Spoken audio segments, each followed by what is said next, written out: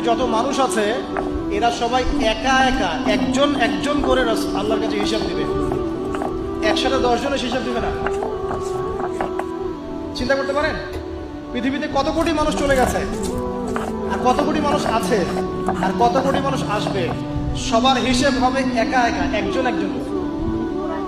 এবং তাদের মাঝখানে কোনো দোভাষীও থাকবে না। ভাষা বুঝি না এমনও না, তারা ভাষা বুঝবে। এই জন্য আমরা বলি যে মানুষের মৌতের সাথে সাথেই ভাষা কি হয়ে যাবে, আরবি।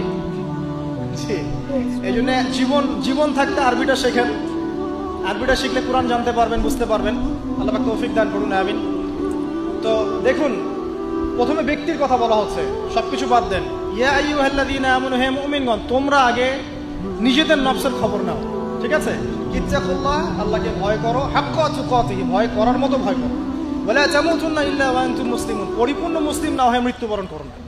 এখন পরিপূর্ণ মুসলিম হতে হলে আমার কি করতে হবে?